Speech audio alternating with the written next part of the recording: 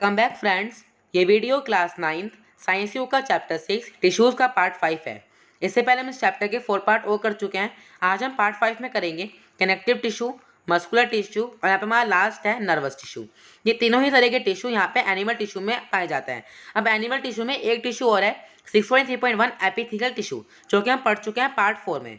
आज हम पार्ट 5 में स्टार्ट करते हैं यहाँ पे 6.3.2 कनेक्टिव टिश्यू से। देखो, कनेक्टिव टिश्यू कुछ इस तरह के टिश्यू होते हैं जो कि हमारी बॉडी में दो चीज़ों को आपस में कनेक्ट करते हैं। ठीक है, अब देखो ब्लड है। अब ब्लड एक तरह का कनेक्टिव टिश्यू है। ऐसा क्यों है? Why would it be called connective tissue? हम ब्लड को कनेक्टिव टिश्यू क्यों कह रहे हैं? क्योंकि देखो, जैसे कि यहाँ पे एक बॉडी है, ठीक है। अब यहाँ पे इस बॉडी के अंदर मान लो एक यहाँ पे ऑर्गन है, दूसरा ऑर्गन यहाँ पे है।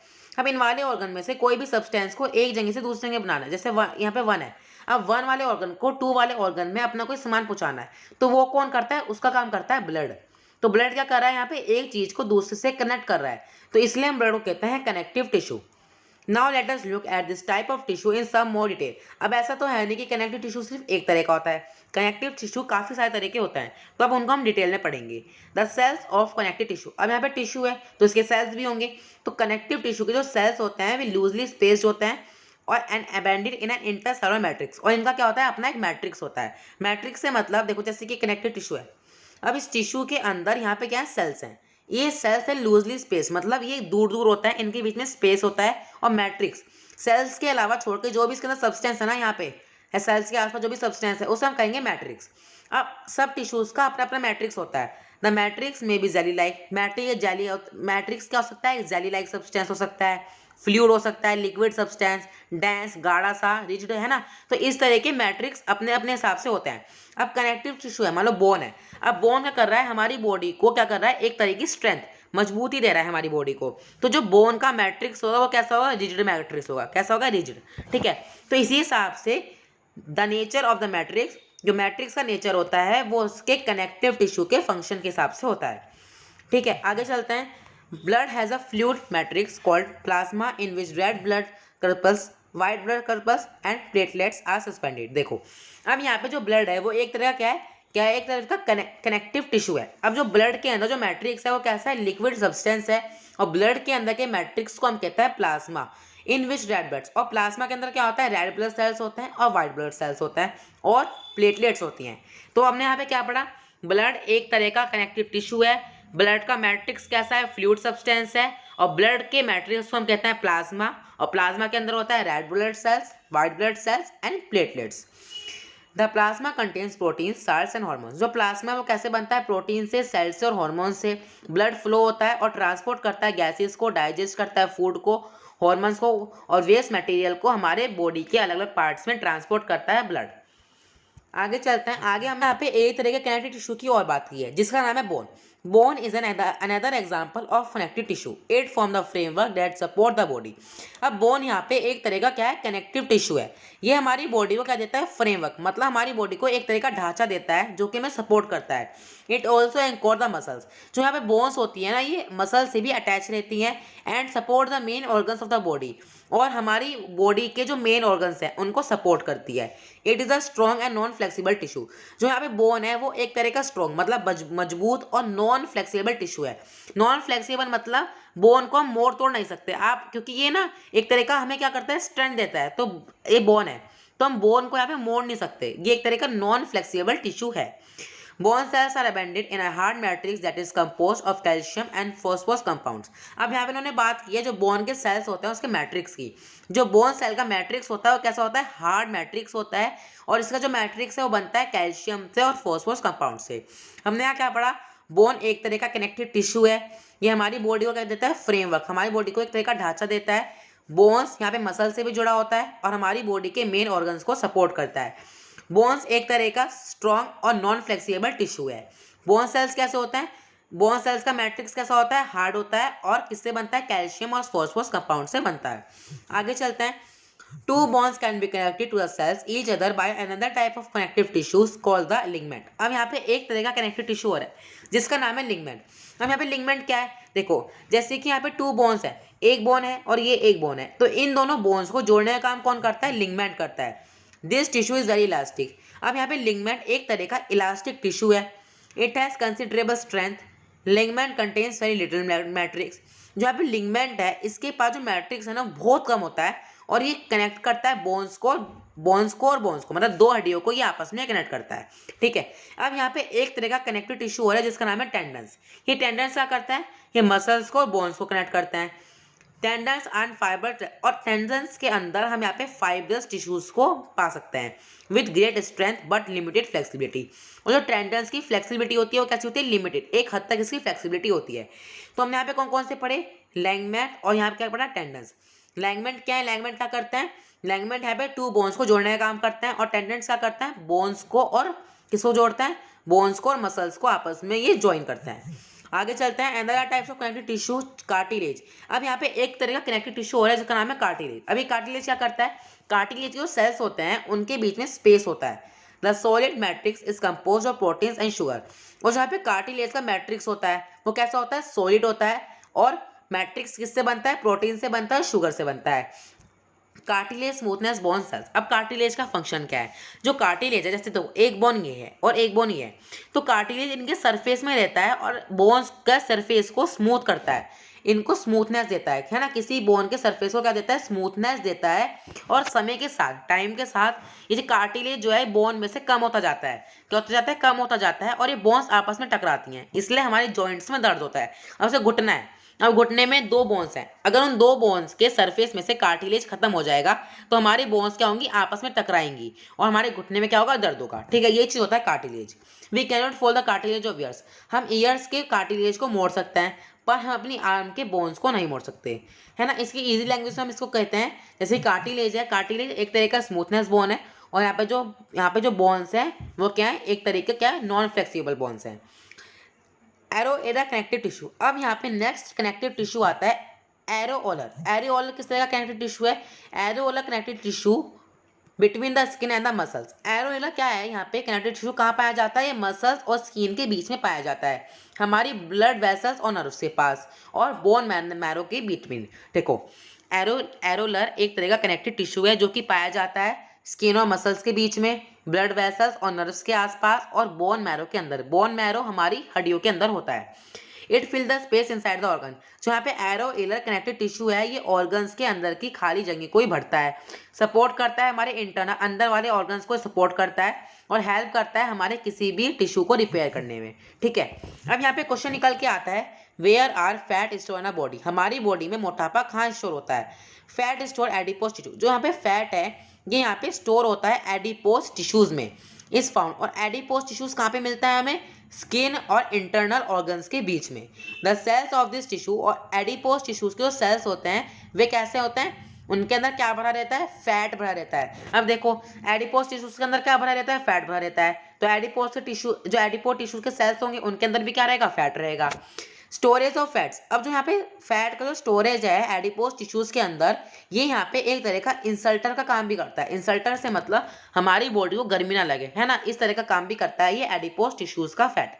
ठीक है, हमने यहाँ पे किस किस तरह के पढ़े, हमने यहाँ पे पढ़ा था एक तो लिगमेंट, हमने यहाँ पे पढ़ा एक लिगमेंट पढ़ा था, एक टेंडन्स पढ़ा था, यहाँ पे कार्टिलेज, नीचे हमने पढ़ा था एरोइलर कनेक्टिव टिश्यू। तो इस तरह के कनेक्टिव टिश्यूज को आप यहाँ पे पढ़ सकते हो। आगे हम यहाँ पे कुछ डायग्राम्स दिए हुए हैं अलग अलग कनेक्टिव टिश्यू के। देखो, जैसे कि ये है ब्लड सेल्स का, यहाँ पे हमें कम्पैक्ट बोन का, hyaline cartilage, areolar tissues, adipose tissues के डायग्राम मिल जाएंगे। हमारा नेक्स्ट टिश्यू आता है 6.3.3 muscular tissue. Muscular tissue consist of elongated cells also called muscles fibres. देखो, पहले समझते हैं मस्कुलर टिश्यू किस तरह के टिश्यू होते हैं। आप देखते हो हमारी बॉडी में जो भी मूवमेंट होता है, हम जो भी हाथ हिला पा रहे हैं, पैर हिला पा रहे हैं, ये सब किसी वजह से हिला पा रहे हैं, मस्कुलर टिश्यूज की वजह से। मस्कुलर टिश्यूज के अंदर एंग्लोटेड सेल्स होता है, मतलब लंबे लंबे सेल्स होते हैं जिनको हम बोलते हैं muscle fibres. This tissue is responsible for movement in a body. जैसे कि मैंने आपको बताया, ये वाले टिश्यूज मस्कुलर टिश्यू रिस्पॉन्सिबल होते हैं हमारी बॉडी के किसी भी मूवमेंट में। आगे चलते हैं, मसल्स कंटेन स्पेशल प्रोटीन्स। जो मसल्स होती है उनके पास अपना एक स्पेशल प्रोटीन्स होता है जिसे हम कहते हैं contractile proteins, which contract and relax to cause movement. और ये कॉन्ट्रैक्टाइल प्रोटीन्स क्या करता है, कॉन्ट्रैक्ट करते हैं, रिलैक्स करते हैं, जिससे हम मूवमेंट कर पाएँ। ठीक है, we can move some muscles by conscious will. देखो कॉन्शियस विल का मतलब क्या है, हमारी मर्जी से। हमारी बॉडी में कुछ मसल्स ऐसी होती हैं जिनको हम अपनी मर्जी से हिला पाते हैं। मसल्स प्रेजेंट ना लिम्स, जैसे कि जो हमारी लिम्स में मसल्स होती हैं, जैसे कि हमारे हाथ पैर के अंदर जो मसल्स होती हैं उनको हम अपने आप हिला पाते हैं। हम जब चाहे उन्हें स्टॉप कर सकते हैं, जब चाहे उन्हें डिसाइड कर सकते हैं, है ना, जब चाहे उसे स्टार्ट कर सकते हैं। तो इस तरह के मसल्स को हम कहते हैं वॉलेंट्री मसल्स। ठीक है, आगे चलते हैं। आगे हम यहाँ पे दिया हुआ है These muscles are also called skeletal muscles। तो जो हमने पढ़ी वॉलेंट्री मसल्स को हम क्या कह सकते हैं, skeletal muscles भी कह सकते हैं। As they are mostly attached to the bones and help in the body movement। तो जहाँ पे skeletal muscles हैं, skeletal muscles मतलब जहाँ पे वॉलेंट्री मसल्स हैं, ये किससे अटैच रहती हैं, बोन से अटैच रहती हैं, हमारी हड्डियों से ये अटैच रहती हैं और हमारी बॉडी के मूवमेंट में हमें हेल्प करती हैं। Under the microscope these muscles show alternate light and dark bands or striations when straightening approachability. ये इंपॉर्टेंट है यहाँ पे स्केलेटल मसल्स में। देखो हमारी जो मसल्स होती हैं, अगर हम उन्हें माइक्रोस्कोप की मदद से देखें तो हमें उसके अंदर अल्ट्रानेट लाइट एंड डार्क बैंड्स दिखेंगे, है ना। अगर आप मान लो, अगर मसल है, ठीक है, मसल्स के ऊपर थोड़ा सा कलर कर दो और उसको एक माइक्रोस्कोप की मदद से देखो तो उसके अंदर आपको कुछ इस तरह के यहाँ पे लाइट और डार्क, देखो इस तरह की लाइट है, ये लाइट है, डार्क है, ये लाइट है, डार्क है, इस तरह के यहाँ पे क्या दिखेंगे, बैंड्स दिखेंगे। As a result they are also called striated muscles. तो इसलिए हम इनको क्या कहते हैं, स्ट्रेटेड मसल्स भी कहते हैं। तो यहाँ पे देखो हमने कौन कौन से मसल्स पढ़े, स्ट्रेटेड मसल्स पढ़े, नीचे क्या पढ़े थे, वॉलेंट्री मसल्स, और यहाँ पे क्या थे, स्केलेटल मसल्स। तो ये तीनों एक ही तरह के मसल्स हैं, है ना। अब जो नीचे वाले मसल्स हैं कौन से, वॉलेंट्री मसल्स, उनको यहाँ हम क्या कहते हैं, स्केलेटल मसल्स कहते हैं, और स्केलेटल मसल्स को हम क्या कहते हैं, स्ट्रेटेड मसल्स कहते हैं।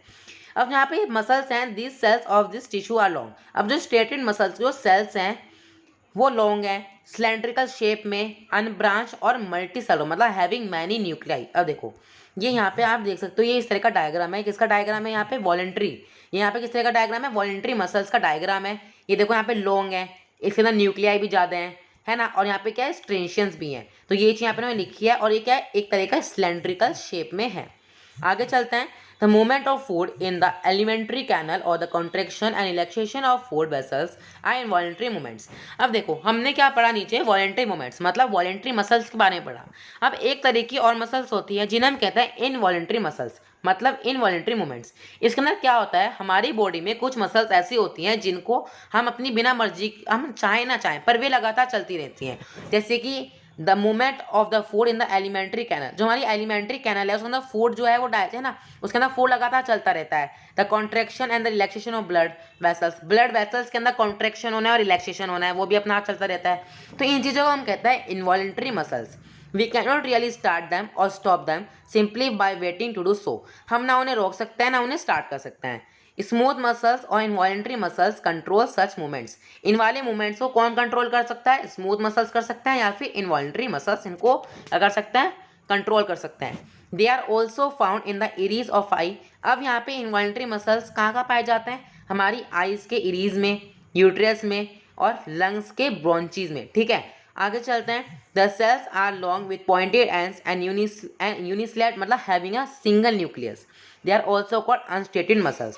अब देखो हमने क्या पढ़ा, हमने एक पढ़ा वॉलेंट्री मसल्स और दूसरा क्या पढ़ा, इनवॉलेंट्री मसल्स। अब देखो वॉलेंट्री मसल्स में क्या है, स्केलेटल मसल्स, और क्या है यहाँ पे, स्ट्रेटेड मसल्स। अब यहाँ पे इनवॉलेंट्री मसल्स में क्या है, एक तरह के अनस्ट्रेटेड मसल्स, मतलब जो यहाँ पे वॉलेंट्री मसल्स होते हैं ये एक तरह के पॉइंटेड एंड्स होते हैं, बड़े होते हैं और इनके पास न्यूक्लियाई भी एक ही होता है। अब यहाँ पे से डायग्राम से समझते हैं। देखो इस तरह के होते हैं यहाँ पे बड़े बड़े इनवॉलेंट्री मसल्स, और देखो यहाँ पे क्या है, पॉइंटेड है। अब देखो यहाँ पे मसल्स है, ठीक है, इस तरह का है ना ये। अब देखो ये पॉइंटेड है ना, तो इस ये चीज़ यहाँ पे लिखी है और इसके अंदर क्या है, सिर्फ एक ही न्यूक्लियस है।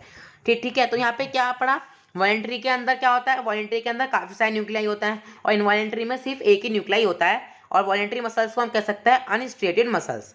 The muscles of the heart show rhythmic contraction and relaxation throughout the life.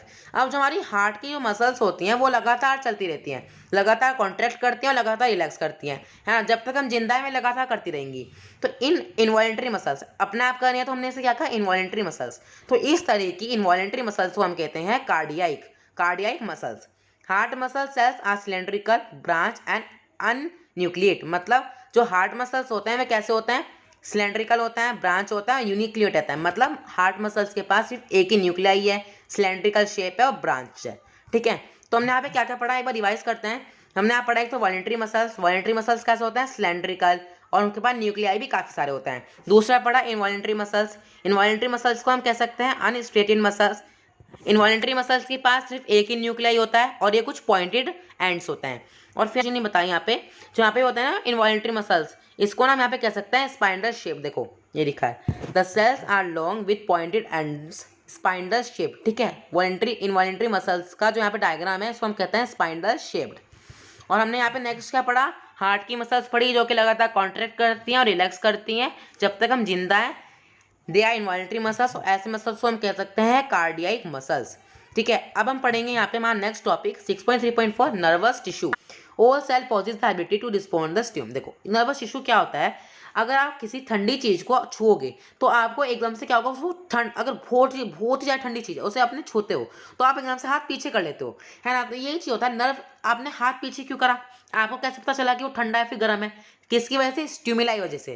तो स्टिमुलाई का काम यही होता है, अगर कोई चीज़ ठंडी है गर्म है जैसे उसे छुओगे आप एकदम पीछे कर लोगे, है ना। तो यहाँ पे स्टिमुलाई का काम होता है। क्या करता है स्टिमुलाई, यहाँ पे एक पार्ट से दूसरे पार्ट में एकदम एक्टिवेट हो जाता है। देखो जैसे कि यहाँ पे आपकी बॉडी है, यहाँ पे एक है ये हॉट चीज़, ठीक है। अब यहाँ पे जो है ये हमारा हार्ट, यहाँ पे ये हमारा हैंड है, ठीक है, ये हैंड है और ये है हमारा यहाँ पे ब्रेन, ठीक है, क्या है, ब्रेन है। अब अगर आप अपने हैंड से इसको छुओगे, ये गर्मी सॉरी हॉट चीज़ को छुओगे तो आपका जो हाथ है, हाथ के जो सेल्स हैं वो एकदम से ब्रेन में पहुँचा देंगे। तो इसी चीज़ को हम कहते हैं स्टिमुलाई। ठीक है, the brain, the spinal cord and the nerves are all compose of the nervous tissue.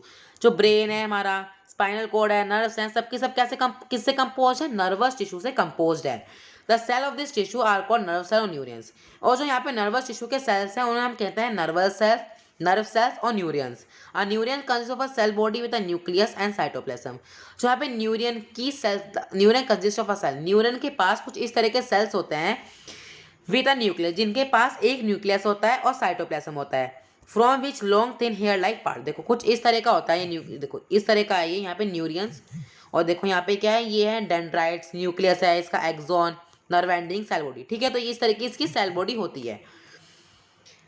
Called dendrites, देखो यहाँ से इसको पढ़ते हैं, ये रहा। Usually each nutrient has a single long part called the action. देखो सब न्यूट्रिएंट्स के पास क्या होता है, एक एक्सन। देखो ये तो एक्सन, ये रहा, एक ये रहा, एक ये रहा, ठीक है, इसको हम कहते हैं action. And many short branch parts, और थोड़े छोटे छोटे ब्रांच पार्ट्स होते हैं जिन्हें हम कहते हैं डेंड्राइट्स। देखो इस तरह के ये निकले हैं ना, इन्हें हम कहते हैं डेंड्राइट्स। ठीक है, डेंड्राइट्स से हम कहते हैं। And individual nerve cell may be up to a metre long. जो यहाँ पे इंडिविजुअल नर्व सेल्स हैं क्या हो सकता है, 1 मीटर लॉन्ग हो सकता है। Many nerve fibres bound together by a connective tissue make us a nerve. बहुत सारे यहाँ पे क्या करते हैं, many nerve fibre bond together, बहुत सारे नर्व फाइबर आपस में मिलते हैं एक तरह का कनेक्टिव टिश्यू बनाने के लिए, जिसे हम कहते हैं nerve. The single that passes along the nerve fibre is called nerve impulse.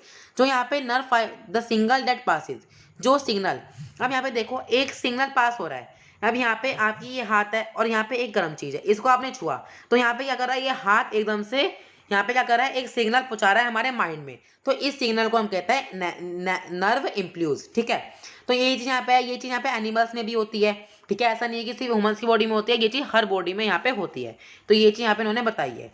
तो इसी के साथ यहाँ पे हमारा चैप्टर कंप्लीट हो जाएगा। अगर आपको चैप्टर समझ में आया हो तो वीडियो को लाइक करना, चैनल को सब्सक्राइब करना। Thank you for watching.